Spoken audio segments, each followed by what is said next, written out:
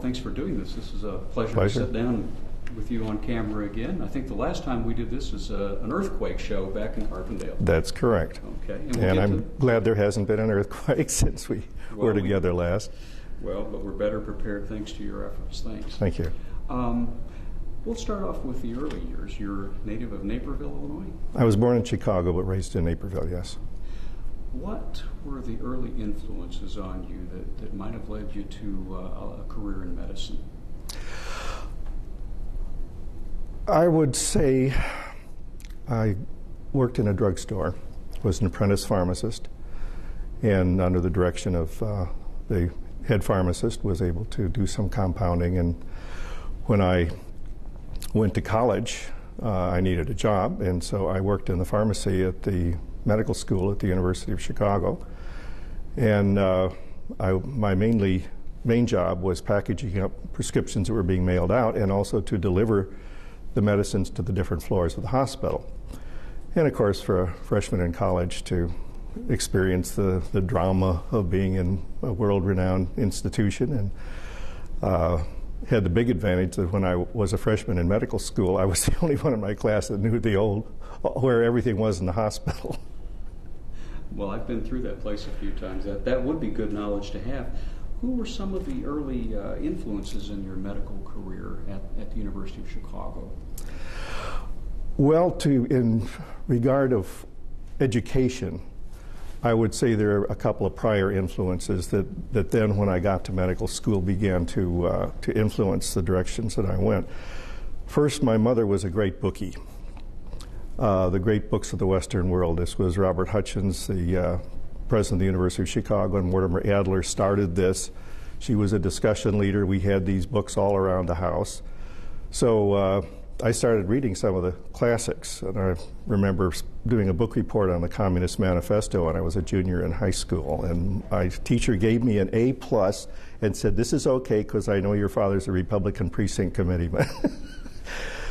But because of that, I did go to the University of Chicago, fortunate enough to get a scholarship, and that was the most exciting educational experience I ever had. It was truly liberating.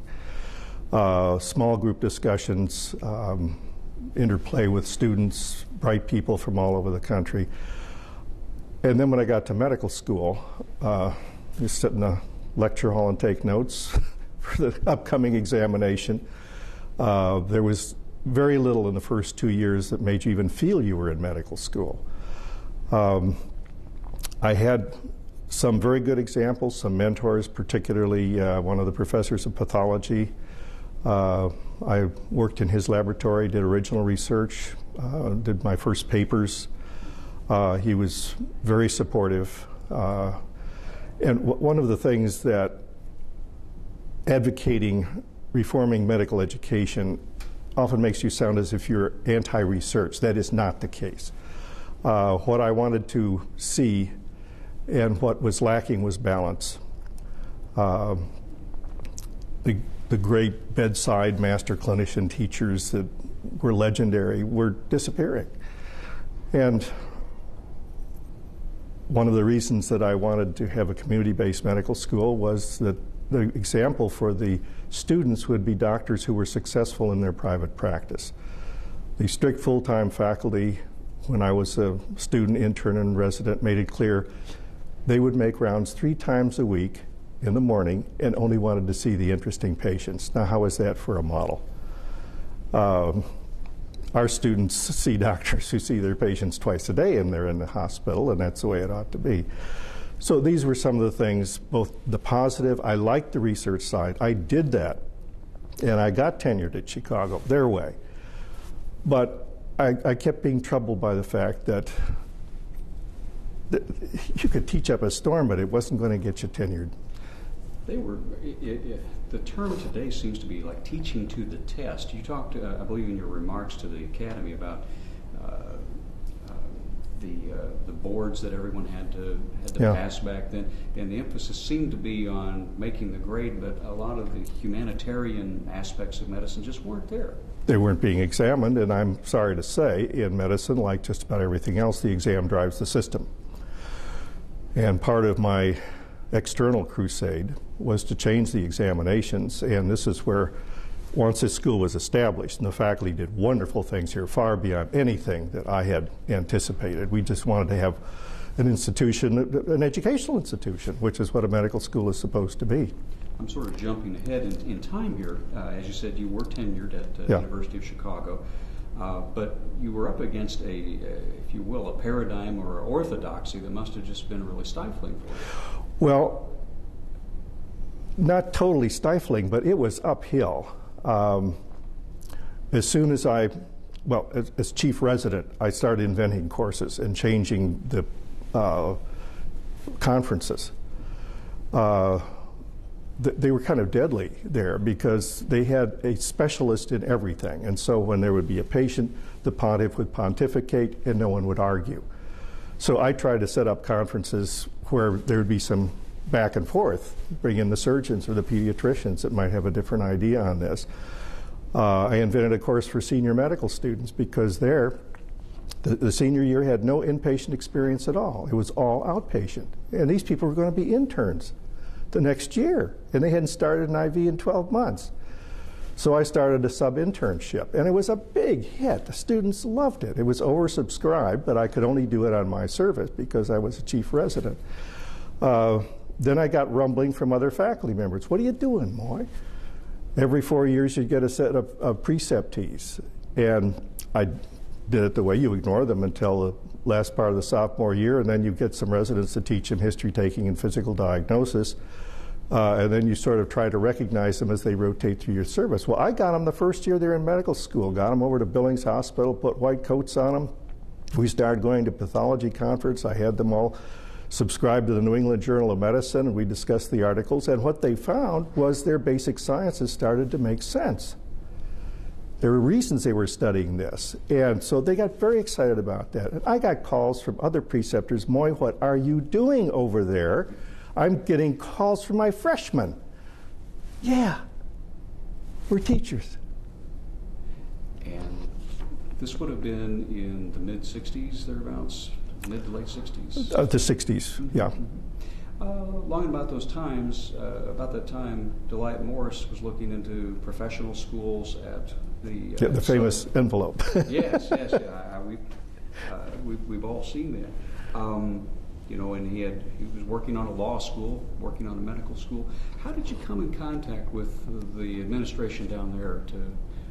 How did they sound you out, or how did you get to know them? I suspect that I started an organization called the Mid-America College Health Association. One of my administrative assignments was to run the University Health Services, which included the Student Health Service. And we did not have a regional group, so I got together with some of my colleagues and we put one together. And one of the people that was in that group was Dr. Richard Lee, who was director of the Student Health Service in Carbondale. And we got to know each other pretty well. And I suspect that he put my name in the list because we did often talk about the problems in medical schools. As I said at the Academy, I got a nice letter from Chancellor McVicker, and would you like to be a candidate for dean? Well, deans are old men with gray hair. I still haven't achieved that, but I didn't think they'd be serious. I almost pitched the letter, but I thought my wife would enjoy it. So we were going to buy a new house in Hyde Park that afternoon. I came home early. The realtor was late. So I said, oh, you might be interested in this. And I showed her the letter. She said, we can't buy a house. I said, why? She says, you have to answer this letter. And I said, come on, they can't be serious about this. She said, I've heard you grumbling about medical schools for years, and you answer that letter. The realtor showed up. She told him we aren't going to buy a house after all. He was kind of upset. What was Southern looking for in a medical school in the area of downstate Illinois? What were the needs and the issues that we faced in that area?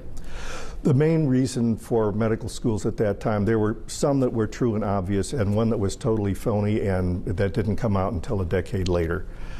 The primary reasons were the lack of primary care physicians in smaller communities and the maldistribution of doctors, even those we had clustered around sophisticated hospitals and metropolitan areas. So the decision to start a downstate medical school and to expand the University of Illinois College of Medicine at the same time was based on the perceived need to have more physicians in Illinois, and particularly in primary care, since everybody was going into specialties. And this was the reason that they did it down here. It's sort of interesting that the city of Springfield actually held off the University of Illinois. They wanted this to be another campus of the U of I College of Medicine, like Peoria and Rockford and Champaign-Urbana. But previous interactions with the hospitals in Springfield and the leading doctors trying to get residency programs, continuing education activities, were rebuffed. And some went over to Champaign-Urbana and talked to President Henry to try to get some downstate educational activity in Springfield, and he told them, if we do anything downstate, it'll obviously be in Champaign-Urbana. Thank you very much, don't call me. So when it was clear Springfield was going to get some of the action, it was the physicians in Springfield that said, we want to go with Southern. And at that time, under Delight Morris, SIU had a wonderful reputation of just slogging into anything where education could be a solution to a problem. The phony reason was, at that same time frame, there was tremendous pressure to get into medical school.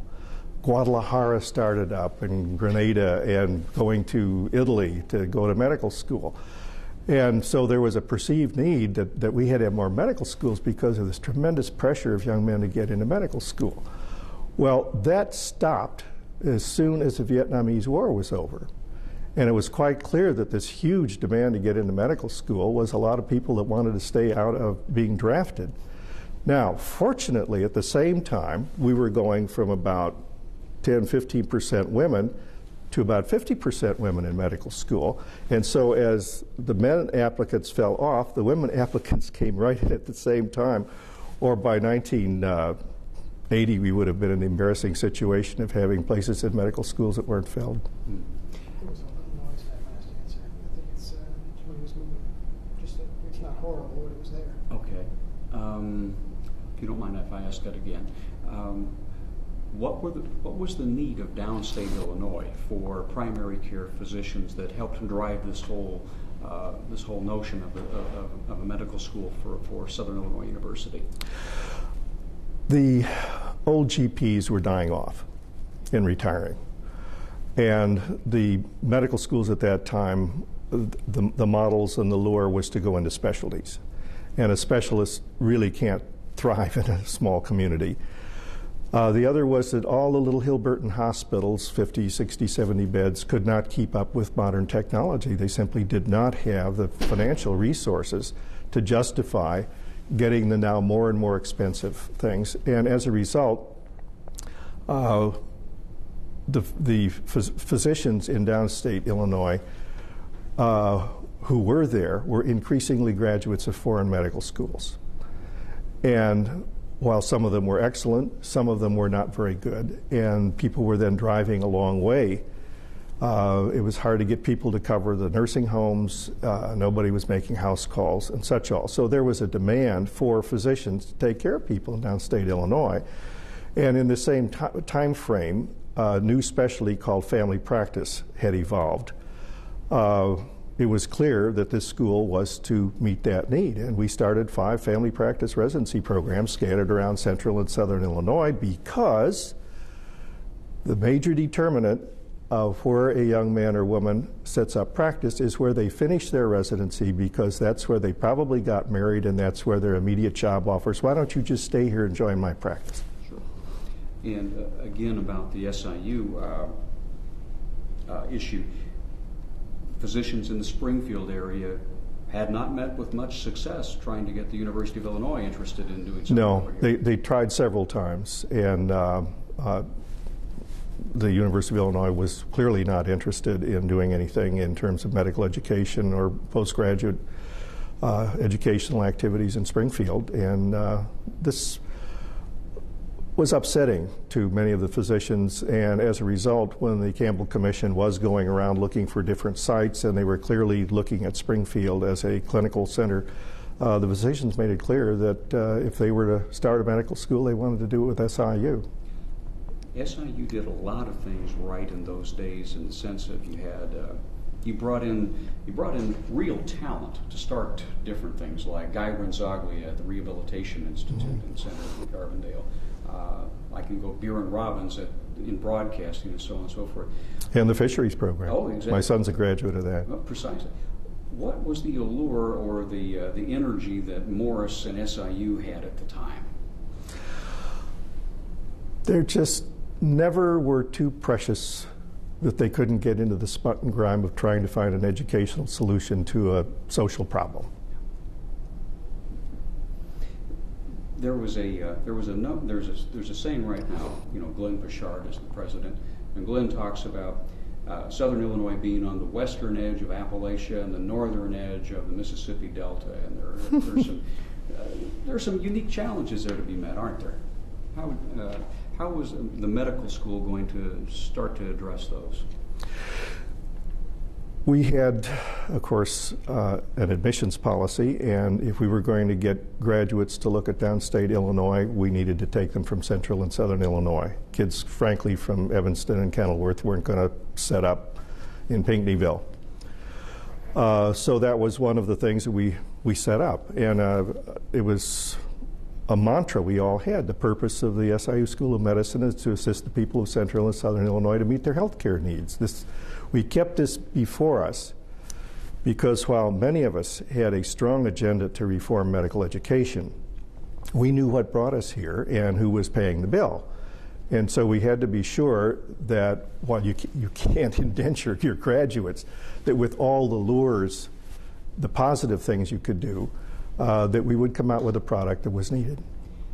When it came time to put the structure together for this school and the curriculum, how did your thoughts on the need to reform medical education enter into the whole process? How did you attract the kind of faculty who had the same kind of buy-in? The first thing that I established was the curriculum is centrally controlled. In a typical medical school, the dean or the associate dean for academic affairs would assign a certain number of hours to the biochemists, 91 hours. Do your thing. Well, their thing was, well, let's see that they do well in the national boards, and then we'll all feel good. Well, what was different here was the curriculum was centrally controlled by experts, professionals who had degrees and training in the educational process. Just because you're called a professor doesn't mean you can profess. That now, I'm glad to say, is required for accreditation of American medical schools, that the curriculum be under the control of the dean's office and centrally operated. That was one of the biggest reforms. Otherwise, as one dean told me when I was going around gathering episodes, he said, we decided to start a traditional medical school first, get accredited, and then innovate later. And he said, once you give the biochemists 91 hours, they won't give one up, they won't take another one, and they won't talk to anybody about it. The unknown for me was, were there kindred souls around the country? And fortunately there were. Had the same frustrations. And so the first chairman that we recruited, each one of them was a master teacher and had been frustrated that these things were not requited. They had done it the traditional way. They'd become professors and such. But we all rallied around the fact that we really wanted to create an exciting environment where the students would be having fun and experience the drama of learning medicine instead of sitting in a lecture hall with a clipboard. And this model, and I've seen it so many times over the years, seems to be so patient-centered, so in touch with the needs. You're not looking at the patient as presenting as an illness. You're looking at the person first. It seems that's the way it's always that's the way you practice medicine. The impersonality of the traditional medical school irritated me. When I was a student, the interns and residents would refer to the liver in room 14, the lung up in 318, things like that. They were simply reflecting the models that they had seen. And the fragmentation of the curriculum meant that you were studying biochemistry here, you studied physiology here. They weren't talking to each other. So why not start with a patient, and with our standardized patients, it's a person you can talk to. They have a history, x-rays, laboratory tests, and do it the way doctors do it. Here's a whole person. We have to figure out what's going on here. Well, then you use the faculty as consultants. And you begin to teach others in your group. And as you well know, if you have to tool up to teach something, you remember it far better than if you're sitting passively in that lecture hall with a clipboard. This is the magic of our first 2 years, is that by starting with patients' problem solving, at the end of 2 years they've had a course in anatomy, physiology, biochemistry, because the faculty designed it that way. That takes work, but isn't that what they're being paid for?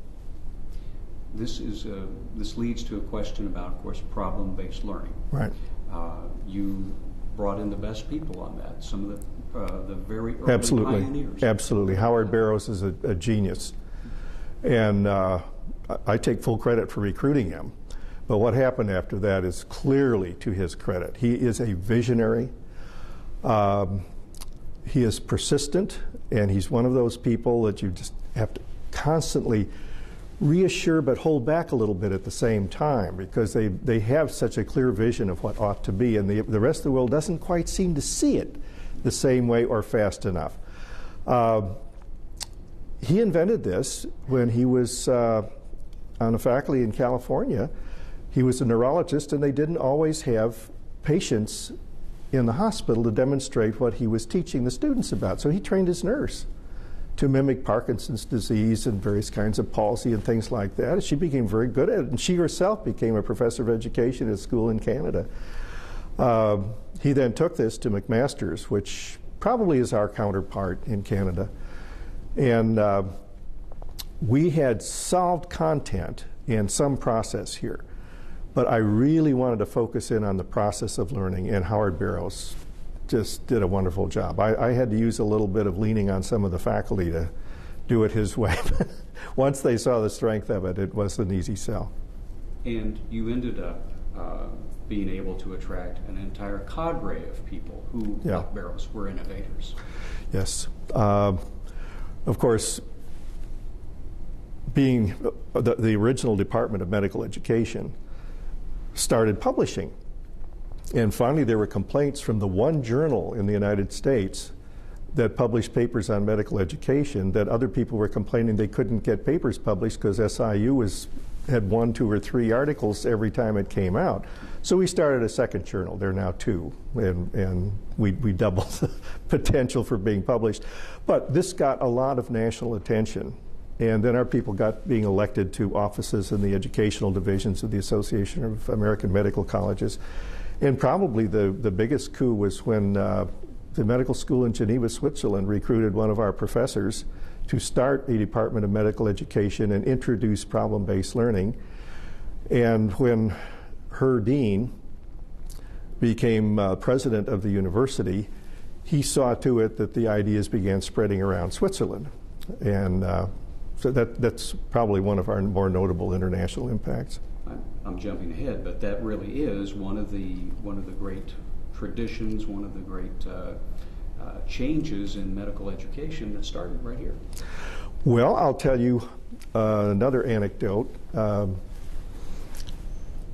They held a debate, wanted to have a debate on medical education, critical issues in medical education. They decided to square me off with the Dean of Harvard at the Council of Deans meeting, and it was a big hit.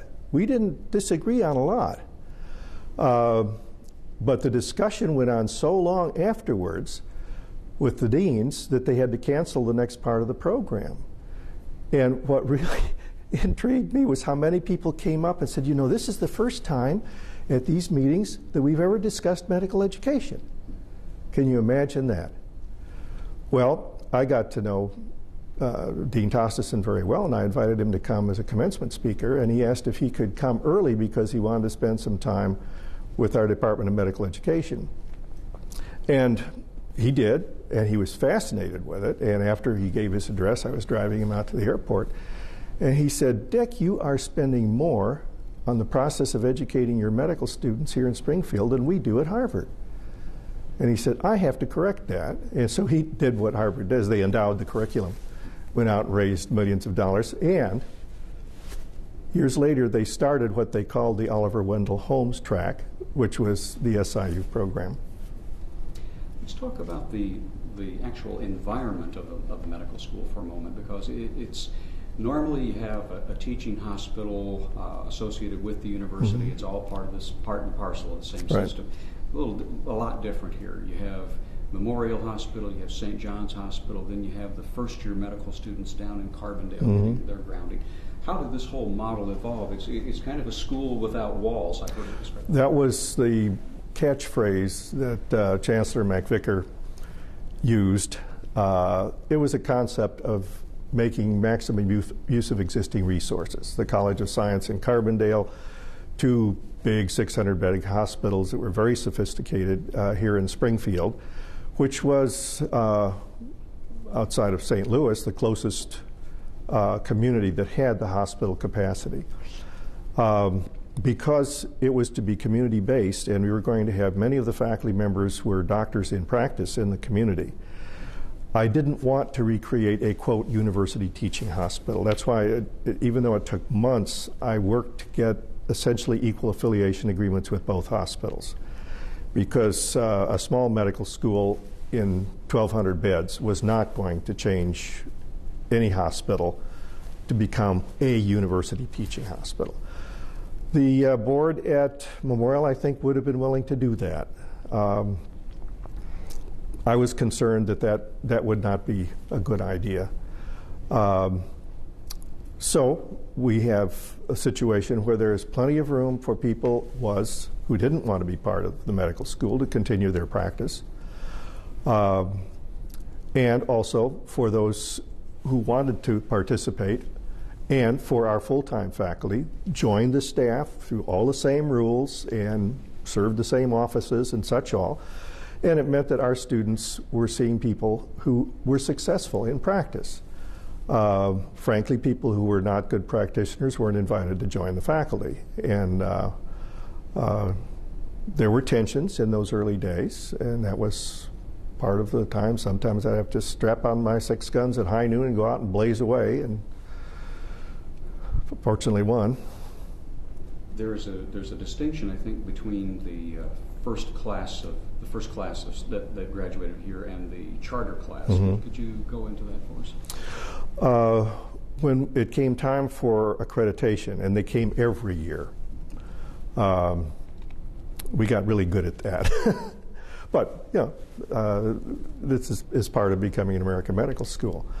And when finally we were ready to start our first class in Carbondale, the accreditation people said, actually, Springfield is ready right now.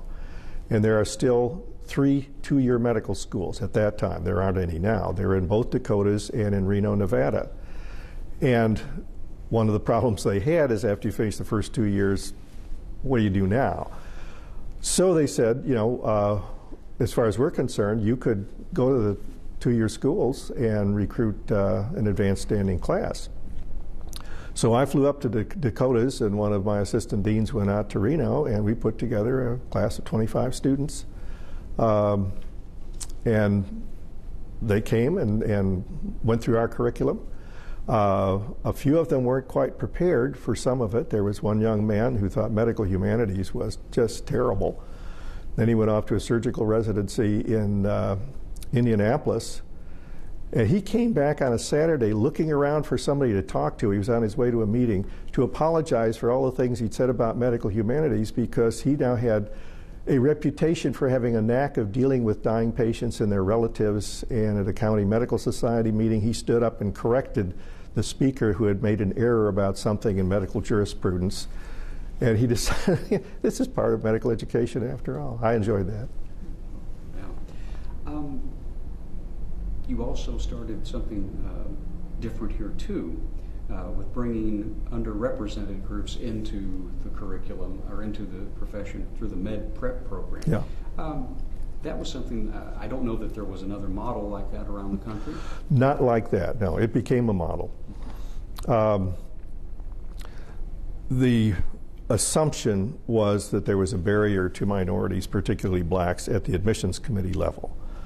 That wasn't the case. It was a lack of supply of qualified minority applicants. And I talked to the dean at Howard and asked him, what is the problem here? Obviously, they're bright young kids that ought to be able to be competitive. And he said, the problem, Dick, is the inner city high schools. It's not cool to be smart. And he said, this is the reason that there are more women succeeding to getting into medical school, because the otherwise would be qualified black males are a day late and a dollar short when they come as freshmen, and they're taking remedial courses. So by the time they're in their junior year and getting ready to apply to medical school, they've piled up a bunch of C's and remediation, and they're still catching up.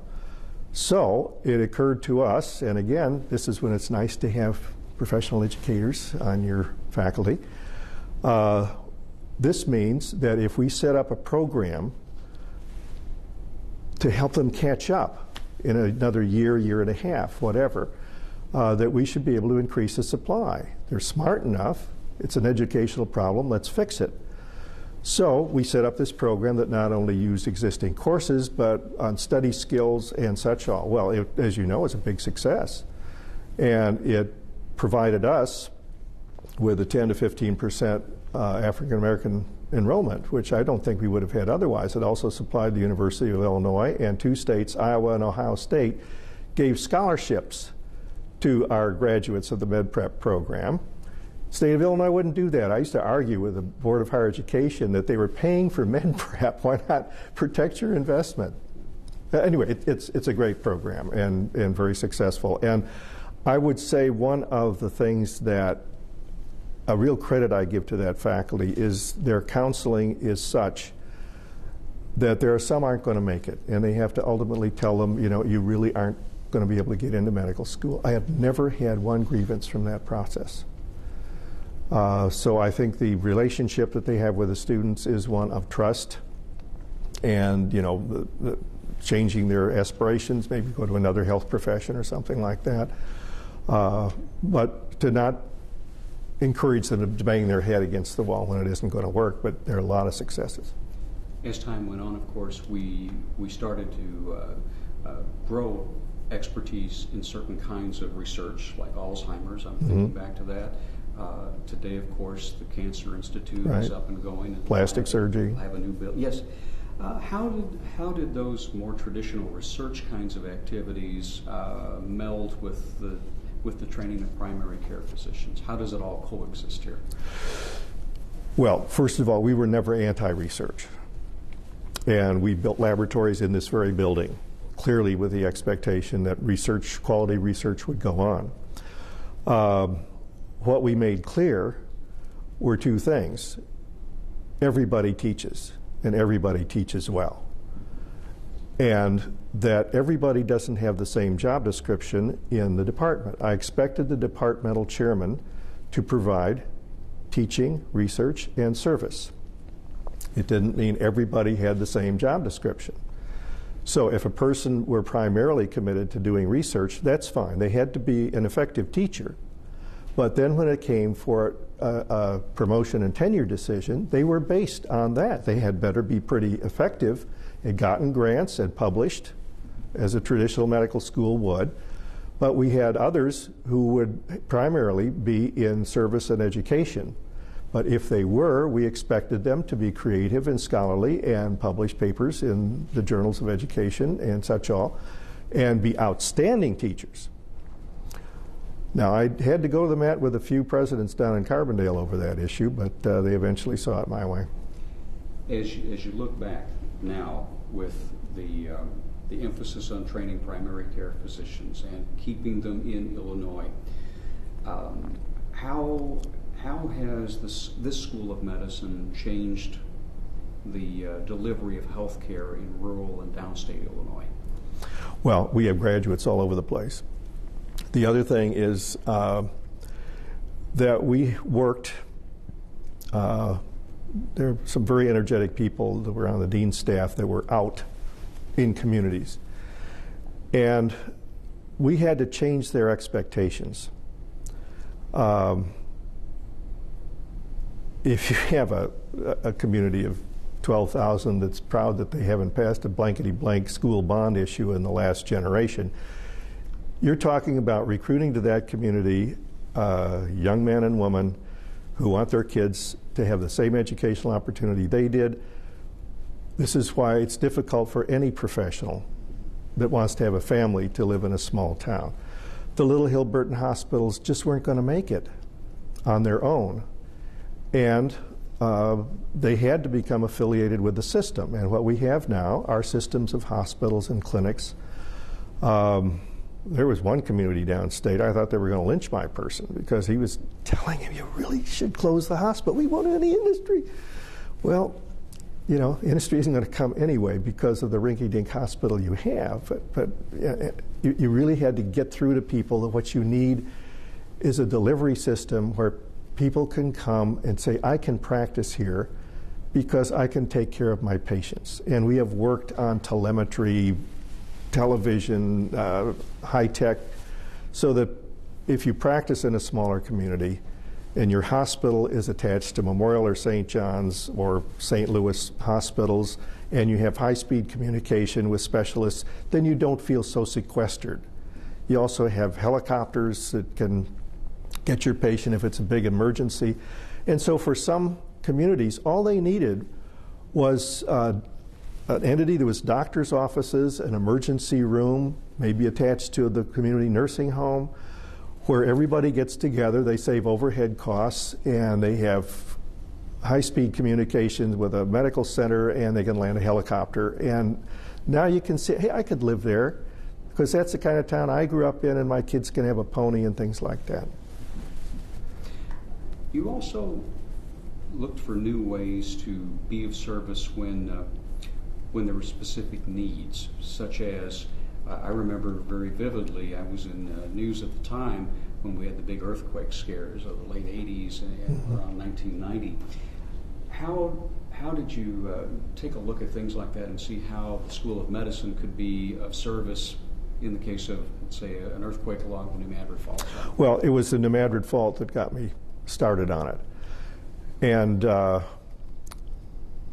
actually went down to St. Louis to talk to a geophysicist about the New Madrid Fault, and he showed me the maps where damage would occur, and it became obvious right away Springfield would be the closest still intact major medical community to southern Illinois. Now, I couldn't take on Missouri and Arkansas and Tennessee and Kentucky, but Illinois, particularly with our parent university down there, you know, you get a Richter 7.5, Richter 8. They weren't prepared, and it would be a disaster. And the hospitals would collapse. They would be a net creator of casualties. So this troubled me, and what are we going to do? The golden hours, those 6, 8, 12 hours where people their shock can be treated and infections can be controlled, burns can be treated. How do we reach out to that? Well, fortunately, my associate dean was thick with some general in the Illinois Reserves, and so we started talking about maybe the National Guard could help with this. And the first time we tried it, it was just a carnival. So we had to go back and replan it and do a lot better job. And that second try, it worked very well. But it meant that the Carbondale National Guard and the Springfield Army National Guard that had helicopters had to coordinate. Our hospitals had to cooperate. We had to identify physicians and nurses who would be flown down to where the National Guard would set up the camp there, tent hospitals, and the surviving doctors would join them. We would back them up and do the triage and stabilization to get people out, first to Springfield and then with fixed-wing aircraft to Chicago or Peoria, whatever. It worked.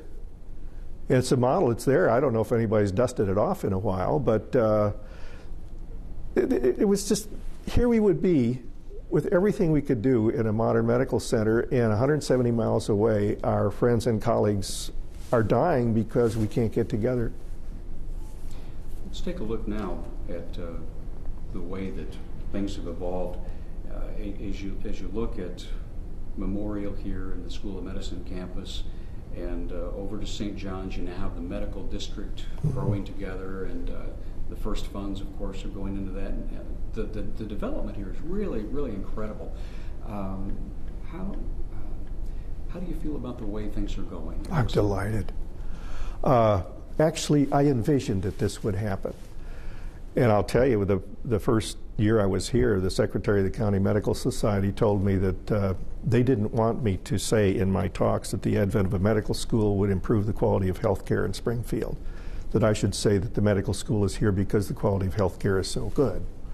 I said, okay, it'll happen. And so what I envisioned was that between Memorial and St. John's, once this thing was up and going, would be not only more buildings and institutes, but also industries and services related to major health activities.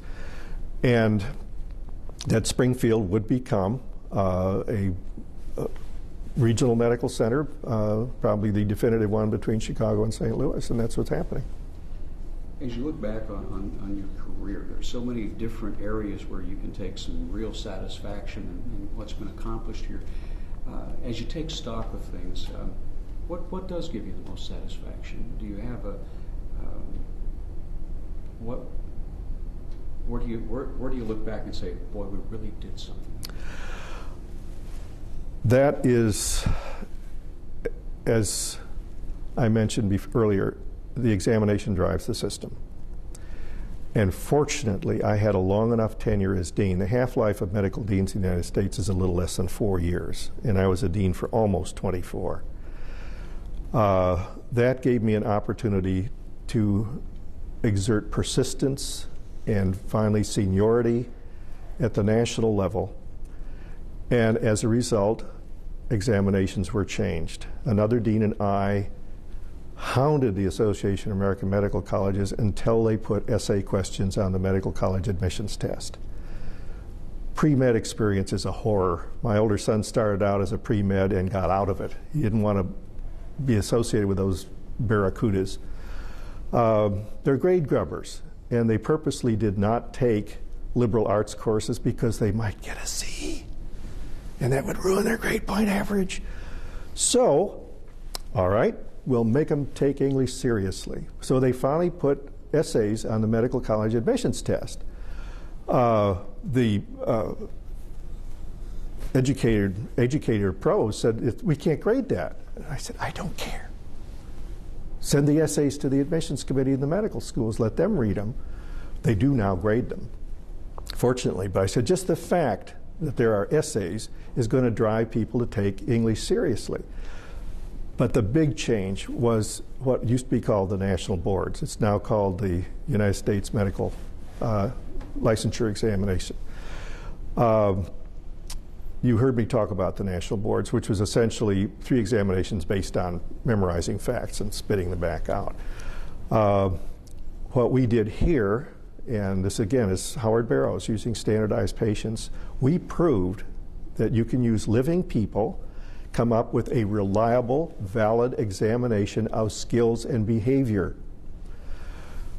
Then I had a hammer I could pound. I went to national meetings and I just pounded on the national board that they are an academic achievement examination, not a licensure examination. You don't get more or less licensed. You either are licensable or you are not. They should be asking important questions, not way out factlets, and you aren't measuring behavior and skills. So I said, you're very reliably measuring about 1/4 of what you really want to know about a physician. By golly, they put me on the national boards. They guess they want me to shut up. Well, we finally end up now, this past year was the first time that hands-on clinical skills examination are part of the United States Medical Licensing Examination, and they have changed it to a licensing examination. It is now criterion referenced, not norm referenced, which means you have important criteria that must be met, not how many facts did you memorize. So I would say what this school, and I give Howard Barrows a lot of credit and a vigorous faculty and people that were all over the Association of American Medical Colleges at different levels of its activity saying the same thing. Medical schools now have to put out a better product, and the United States populace is better protected that this is a competent person than they were. And this medical school did it, and I'm very proud of that. Would that be your criterion for the best measure of success for this place? Oh, the best measure of success is always the people that you graduate. And the high point every year for me was commencement. And giving that diploma mostly to people I didn't know very well, because I was also dean and provost, which meant that a lot of the deaning was done by the associate deans, and I was running a campus and spending a day in Carbondale every week. The only students I got to know very well were the ones who were in trouble, which is they would end up in my office. So it always pleased me, these bright young people that had done so well and were going off to great residency programs, and each year a lot of them going into primary care, which is what we were all about. That was the high point for me, was commencement. I have to wrap this up, but there was a comment that you made toward the end of your remarks to the Academy that I just loved. Was it you mentioned an administrator down at Carbondale? Oh, Willis Malone. Okay. Yes. Okay. Well, tell me that story. There was well, we're going to let you go in. We don't know anything about running the medical school. We hope you do, and we'll... Well, the lead-in, which I mentioned briefly in my comments, was that medical schools are a headache for university presidents. Their classrooms are in the real world. Half the faculty makes more than the president does. If you offend them, they'll go out and make even more. They need 12-month contracts. Everybody else has a 9-month contract. And when you're 170 miles away, this is compounded because now you're a separate campus. Well, most presidents get irritated with existing medical schools. When you're starting a new one, all of this comes at once. And repeatedly, I would have to go down and ask for exceptions or variations, but I need to do it this way. And often they had to go to the board to get the university's ways changed. And I knew this had to be irritating. And so I mentioned this to Willis Malone, who was the academic vice president. And I said, I really appreciate your flexibility and cooperation. I'm sure that this has been annoying at times. He says, well, Dick, he says, the president and I have discussed just that point. And we came to the conclusion that you know more about medical schools than we do, so we'll just keep doing it your way until you blow it, and then we'll fire you. Well, you stayed on 24 years, so yeah. You must have been doing something right. Well, I guess so. We've covered an awful lot of ground. Yeah, you've got more than 20 minutes here. I think we're in good shape. All right. Let's check tape and make sure we're okay. Well, I'm delighted with the current dean, because he is a graduate of our school. And I know that the things that were important to me, such as education, medical humanities, and the community-based nature of the school, are important to him. And I think he's doing a great job of maturing it, like the Cancer Institute. That's super. That's what should be here. And I anticipated things like that would be here. And there'll be more of them. But just remember, we're school teachers. Excellent point, Dan. Thank you so much.